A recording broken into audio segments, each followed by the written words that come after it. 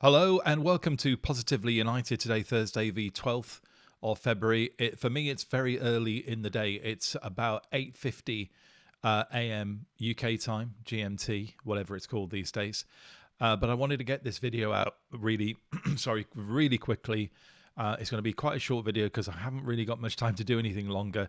But Tuchel is out of the running for the manager, the head coach, permanent role at Manchester United. Why?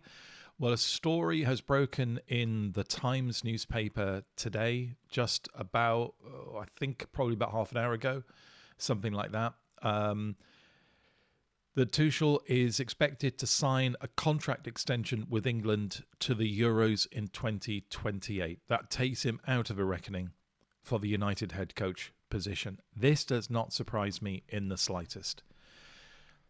I probably will make another video about this later today to go into this in a little bit more depth. But as I said, it doesn't surprise me at all. One of the things that the YouTubers who are, I describe them as the anybody but Carrick brigade, constantly do with Tuchel is they mention him as a potential front runner.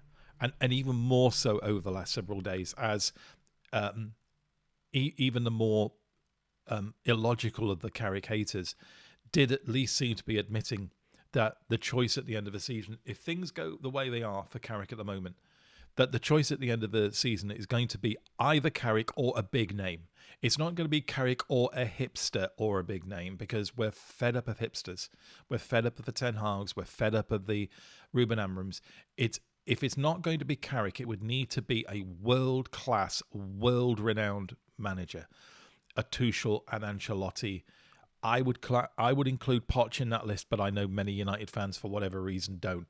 A Nagelsmann, perhaps, an Enrique, whatever.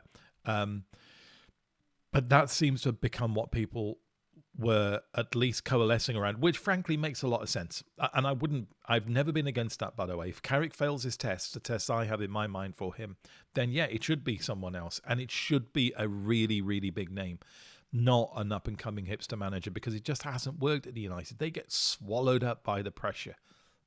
Ten Hag did. Ruben Amorim definitely did. He got destroyed by the pressure of managing Manchester United. But the name that had emerged as the front runner, it seemed, was Tuchel. But I think people have got very short memories indeed. 2 years ago, Thomas Tuchel was offered the United job.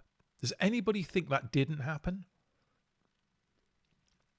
After the FA Cup victory, we all know that going into that FA Cup victory, Ineos were going to sack Ten Hag. That story that appeared in was it the Telegraph, the morning of the FA Cup final, where they broke the news that Ten Hag was going to get sacked that day or the day after. I think that story was absolutely right.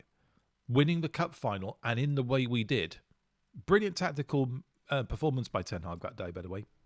Kudos, absolutely. Always said that. It sowed the seeds of doubt, but it did stop Ineos going to talk to Tuchel and other managers. Tuchel was offered the job and he turned it down.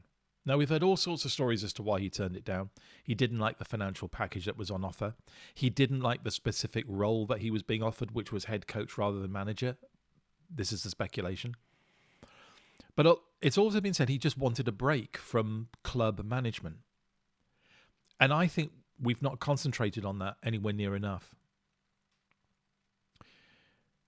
Has anybody ever worked out that Tuchel's probably now living his best life?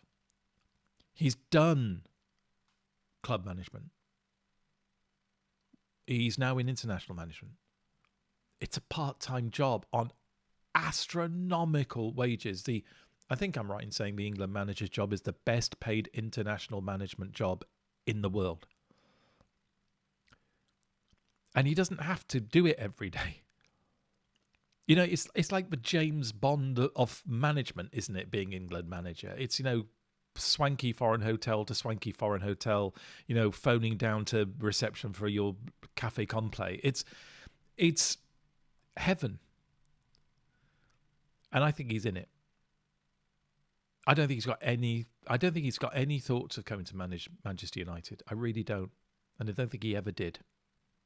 And I think the desperation of the anybody but Carricks in constantly mentioning Tuchel's name, ignoring the fact that 2 years ago he basically turned us down.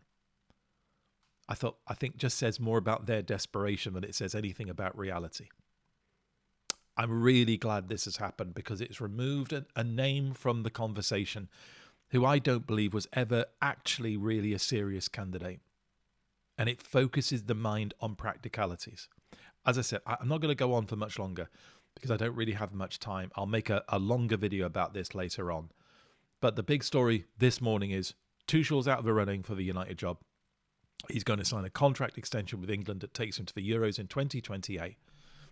So one of the big beasts is out of the running. And I really, really hope that starts to make some people focus on what is practical and what is achievable rather than pure fantasy. If you like what I do on this channel, please subscribe. If you like this video, click on like. It really, really does help. My subscriptions are going up slowly but surely.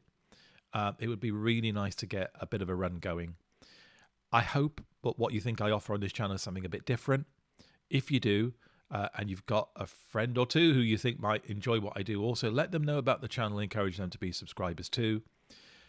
Click the bell, and that will let you know when I'm bringing out a new video. But I will also let you know on my X channel when I'm bringing out my next video. So subscribe to my X channel too. The link is in the description.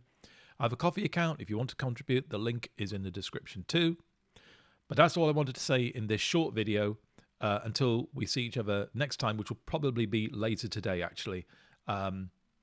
Always remain positively united.